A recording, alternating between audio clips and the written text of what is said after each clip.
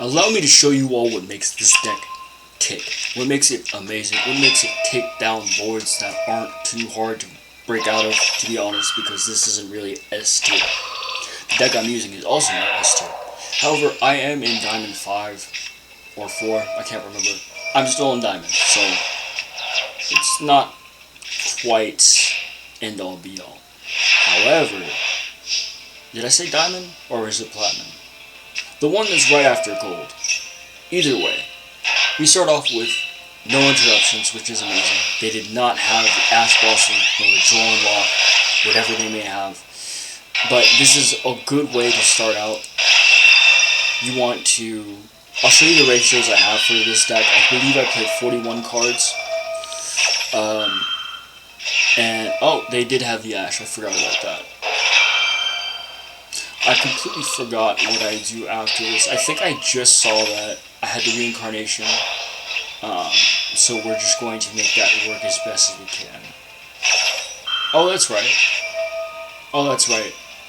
So, when it comes to fighting Yubel, you really want to make sure you have as little attacking them going on as possible.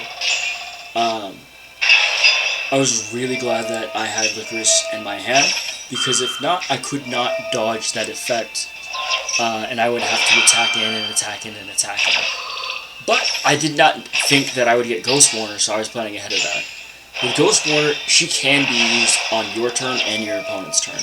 So that's why I think Effect Veiler and Ghost Warner should be used together. You might want to have more Ghost Warner depending on how you're playing the deck.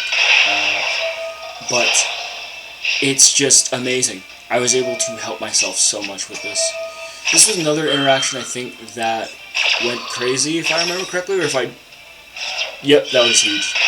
No starter, no negate, and then draw a 2, which is fine. So we don't know what the 2 are yet, but they did manage to get into another starter, which helped them get into a combo. However, I have follow-up, I have math in my head, I know they're not going to be over me. I'll have a little bit of damage or life points left, and I'll just make that work.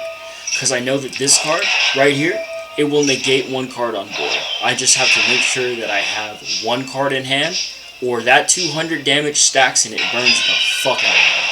So here I am kind of poking at whatever they have in their hand, rolling the dice, seeing if I can get this off. And Yubel is a real tough cookie to crack if you do not know what you're doing. So I want to negate this Yubel right here. I want to try and break this somehow, because this forces me to attack Yubel monster. And the less options I give them, the better.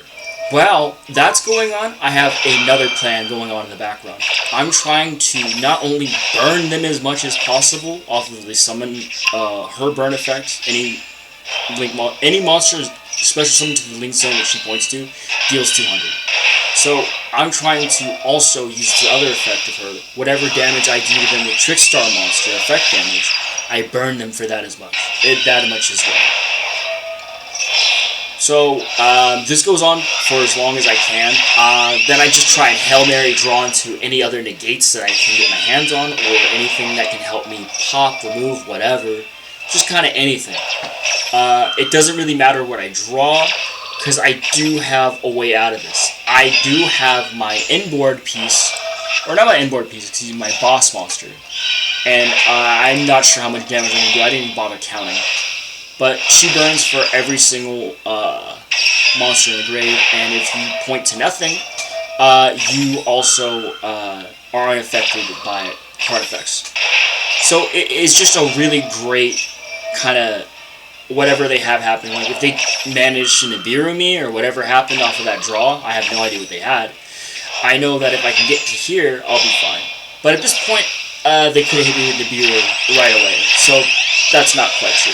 They could have screwed me over. So there's just nothing they can really do here, because I have the Angel of Blue Tears. And I am actually going to increase that. I only run 1. But I think you can honestly run 2 and maybe even 3 in your deck, because it's just great spot removal if you do it just right. So I'm pretty sure my opponent thought they had me dead to rights the moment that they put out that field of Yubels. and thought that I was going to attack into them with no idea what I had in my hand.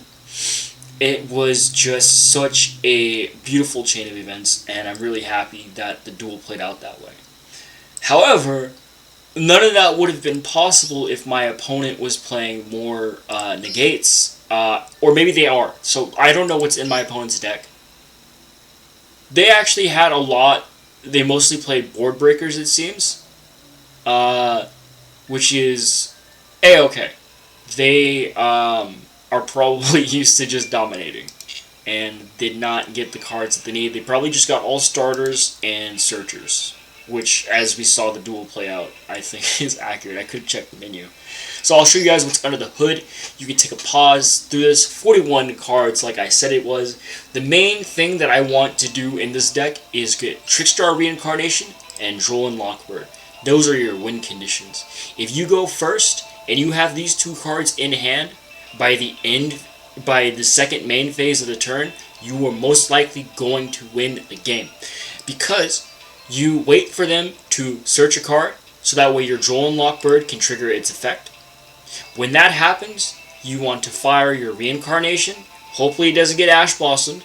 If it does, you are cooked unless you add Called by the Grave to this deck, which you definitely could, depending on which ratios you want to play.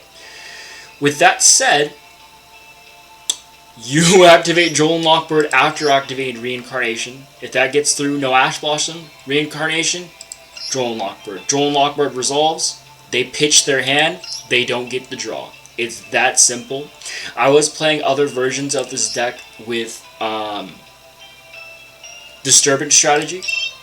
Disturbance Strategy is a card that lets you shuffle their hand back, which is great, but I think the timing, oops, I can't, there's my R key is messed up.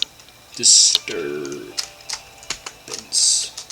Wow, I didn't even spell that correct. Either way. Wow. Okay, so I'm just going to type into strategy, because your boy can't, oh, there it was either way. I'll just type in Bance. Whatever. So, your opponent shuffles their entire hand to the deck, then draws the same number of cards. You would still activate it in the same sequence. However, I think banishing is great because it shows you what they have. And in case you're interrupted, as I was before the duel that played through this, and Reincarnation resolved where they were drawing, and then at the end of them drawing, I was able to activate. Oh no! How did it play out? Sorry. So I activated Reincarnation, and then they had a chain window where they were able to activate a card after I activated Reincarnation, and Drol and Lockbird wasn't able to stack with it because Reincarnation and their card took priority. It ended the chain. And then in a new chain, I activated Drol and Lockbird anyways because I didn't know what they were going to do after that. I had no idea what the unknown card was in their hand because they drew it off this. What they had pitched was triple tactics, so I didn't want them to get a draw too. So either way, it was good. I just didn't get to resolve it in the way that I wanted to. It was still very. This card is still very powerful. You remove a card from play, banished. Is face down? Banish this card? No. They're just banished, which is still great. I mean, if it's the start of the game, first card they fire off, Drol and Lockbird. The first card they fire off that searches and resolves, and then you can trigger off Drol and Lock. Boom, instant game. So the reason why I also don't play Disturbance Strategy, you're completely reliant on luck to draw it.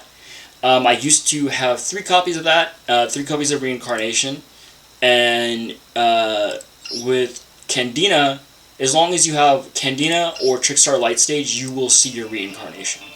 But I don't think it's recommended to get that unless you have Drol and Lockbird in your hand. So as long as you see Drol and Lockbird and either Candina or Light Stage, and you are playing turn 1, that is a lot of conditions to make, which is why this is not a S tier deck. It just does not have enough oomph.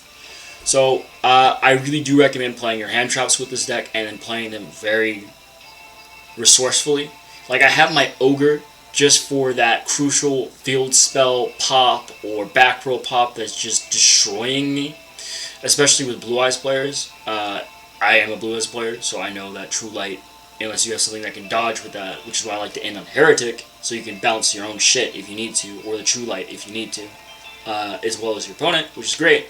Very flexible card. You're kind of screwed. So, yeah, love to have Ogre. I have Ghost Spell in case they Called by the Grave me, because I'm not running Called by the Grave, and I have Maxi.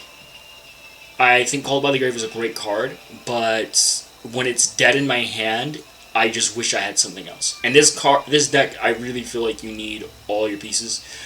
I used to run the version with Road in it, and just trying to get all the names. So I had Road, Mandrake, and Nightshade.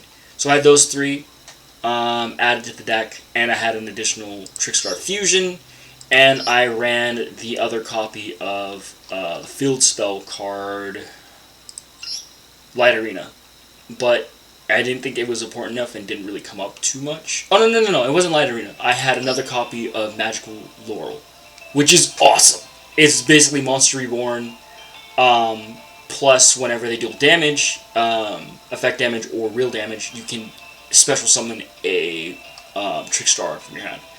So, yeah, deck is really good. Has a lot of potential. If you want to change out any of the hand traps for board breakers, I think depends on what format you're playing. Like what's like for example, a lot of the cards I face in, I think I'm in Platinum or Diamond, I can't really remember. Whichever one is right after Gold. Like I said, it's not that high. So I face a lot of Raziel, Blue Eyes, Malice. Try to think of other things, but I've been running into a lot of rogue players who are playing something else. So this deck doesn't necessarily defeat them too well, but if you can negate your way through a lot of shit at their crucial times, you can get them to scoop, and it's freaking great.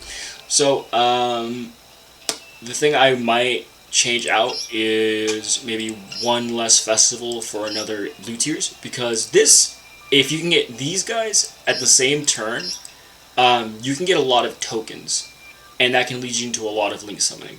So, it all really depends on how lucky you can get with this deck, but Candina, and Light Stage, you pretty much like won. Those are your two searchers. Reincarnation also works as a Monster Reborn that you can activate at any time as long as it's in the graveyard and you have another Trickstar monster in the grave. They are all light monsters, so you are kind of weak to Super Poly is not Super Poly so much, but the dragon guys, the Bestials. So that really sucks. So play around that as best as you can. Try to send your monster that you want to send to the graveyard after you get reincarnation in there, so that way you can chain react and deny them their Bestial, which is very satisfying.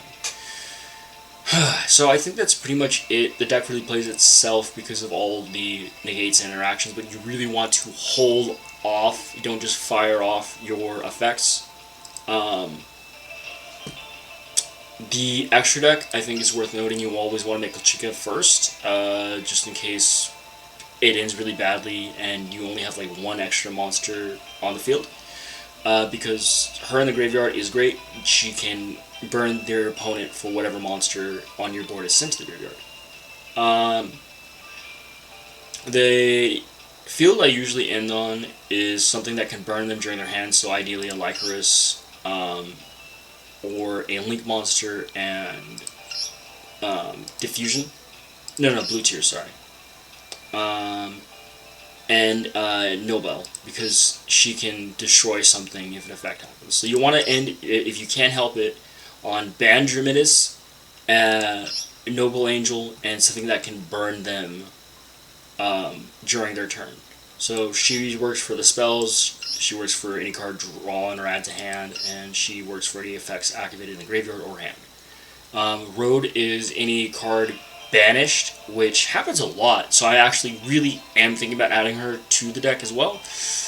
But she's a normal summon, and she doesn't do anything other than bring back a Link monster if your opponent is playing Link.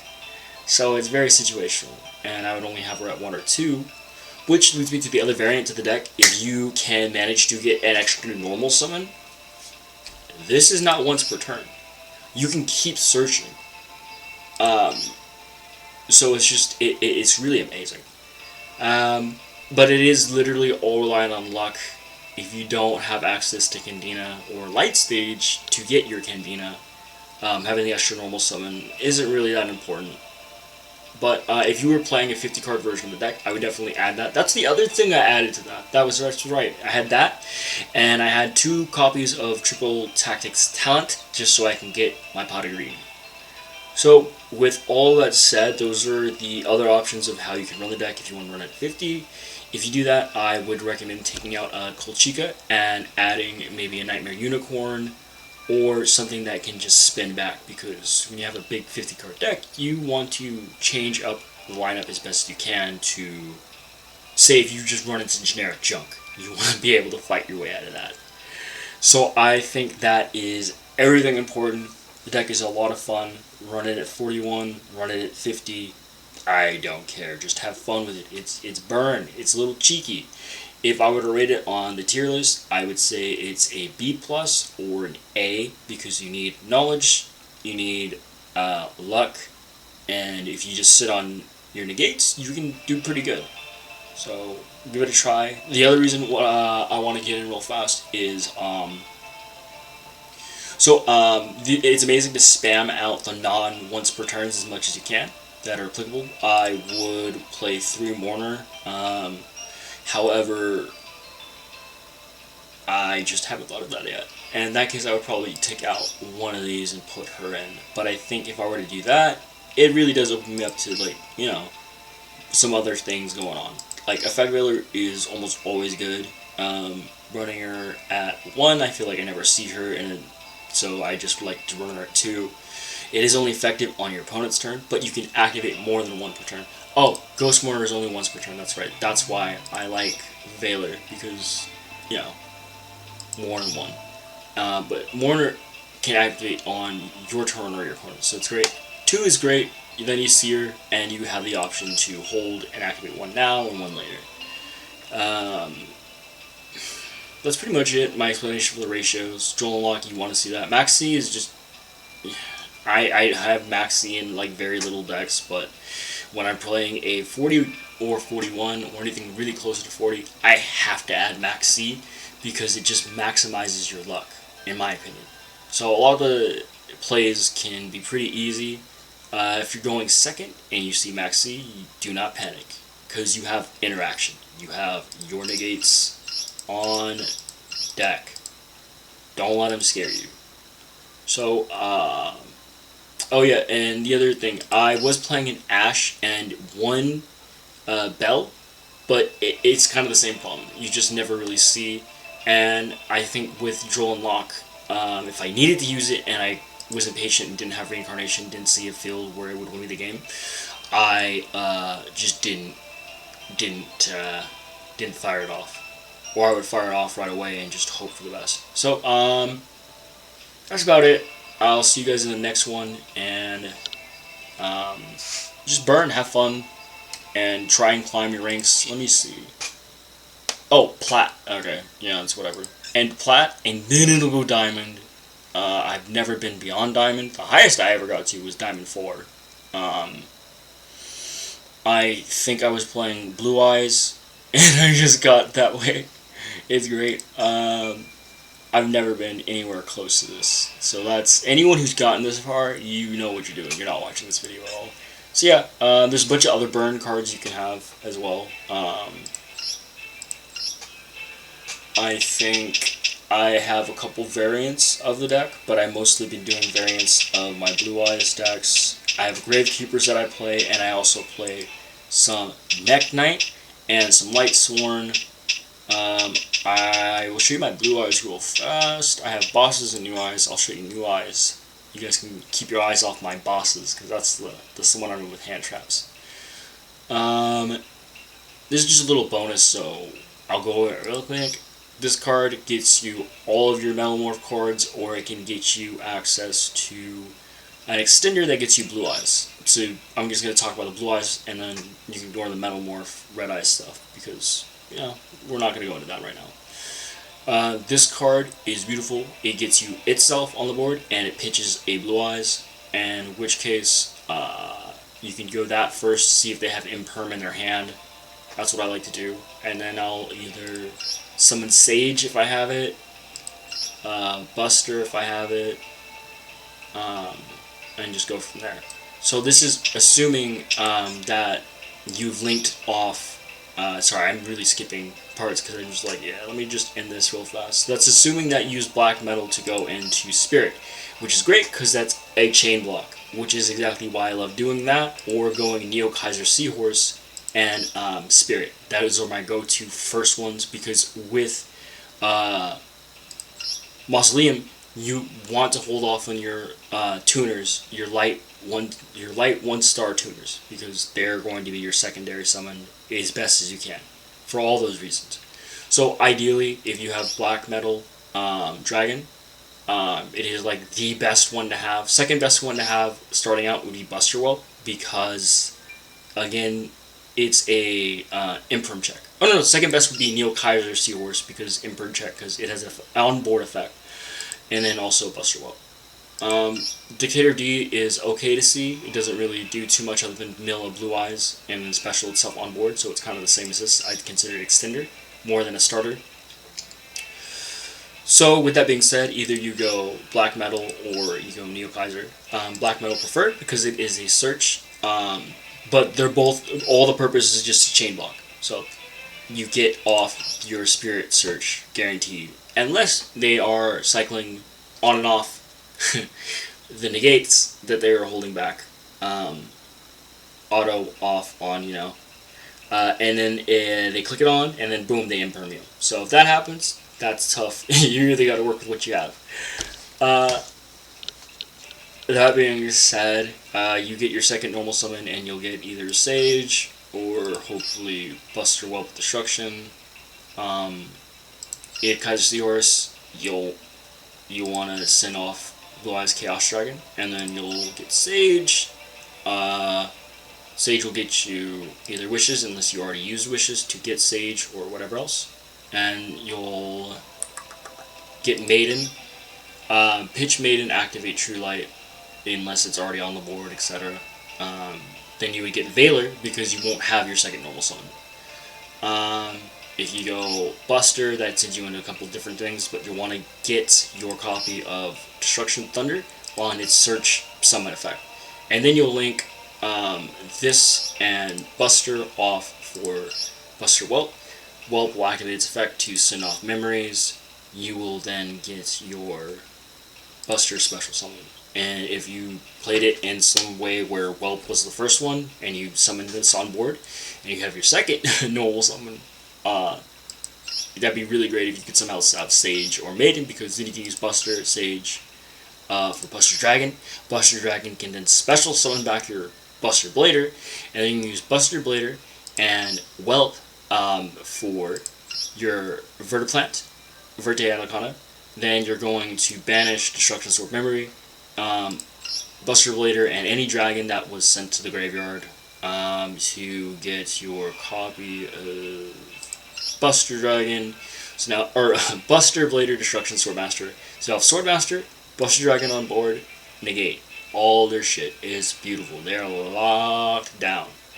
And especially if they're playing just a native dragon deck, they're cooked. They can't negate anything that you want. Well, okay, so they can break through it somehow.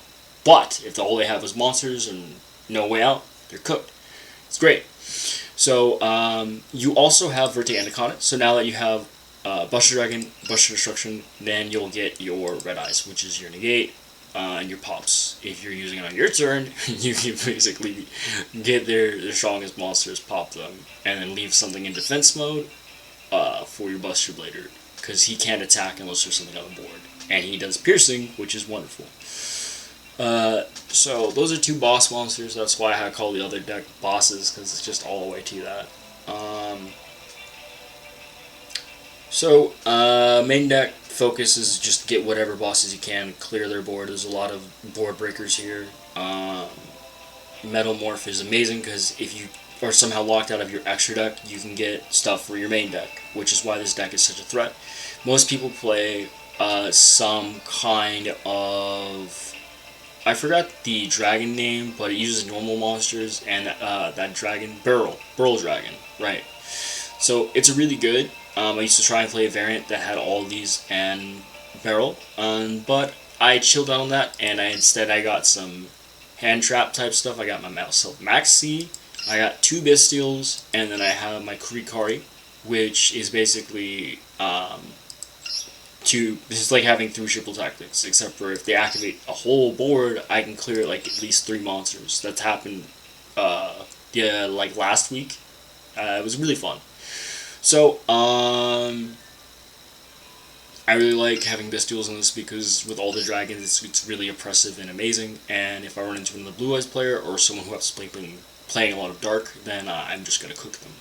The drawback to this deck is, of course, that it is light and dark itself, so it's very susceptible to Bestials. But I think that's everything I wanted to say, because this deck is pretty good. You can summon a lot on your opponent's turn, you can summon on your turn, and if you have to wait for your opponent's turn to summon, then it's not too bad. Having Majesty of White with 3 Blue Eyes is insane.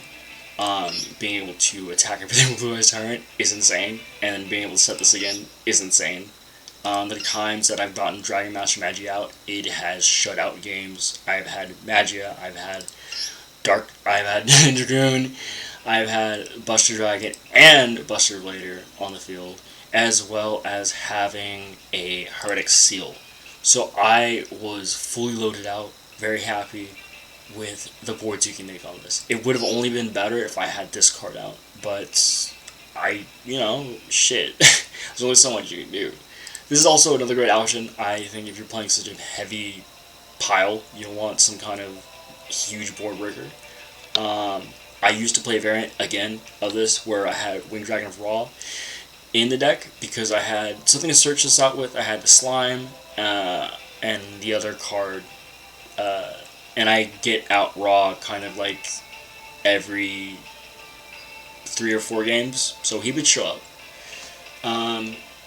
With the way this deck works now, the biggest engine I think you mostly want to do is fish out anything for hand traps, like their ashes, so you'll fire off Incoming Machine or all your Metal Morph searches before going into your Blue Eyes plays if you cannot effectively chain block them. So you have a lot of options, like I said. A lot of fun. Bosses are crazy. I guess I'll give you a quick peek, but not a tutorial at bosses. This is it. It just has different variants and more hand traps, like I was talking about. I think Book of Eclipse is one of my favorite ones to get. I used to run 3 of them, but now I run 1, and I run 2 Forbidden Droplet and a Crossout Designator because I'm also running so many hand traps. I might as well make use of it in ways other than just having the hand traps. No one plays Spooky Dogwood, but I think it's a great tool if they have a blowout and you can't do anything about it. You basically just want to have that and pray that you get your fucking Mega Kaiju. So yeah, that's pretty much it. Deck's a lot of fun. Bosses is the main version that I've been playing for since the deck came out. It just does so much, it negates them so much, it's really fun, and interactive. The other one is more focused on purely just the engine. I don't think either one is S material, but I think it's an A+. As I continue on, I will definitely update you guys. I really wish Gravekeepers were meta. They're great, but you have to be so lucky, and there's so many ways to oppress them. I added some extenders to make it kind of spicy, and it's sick. It really is. But it's just not strong enough, unfortunately. But yeah, that's it. Have fun. Peace out. Peace out. Peace out. Peace out. Peace out. Peace out. Peace out. Peace out. Peace out. Peace out. Peace out.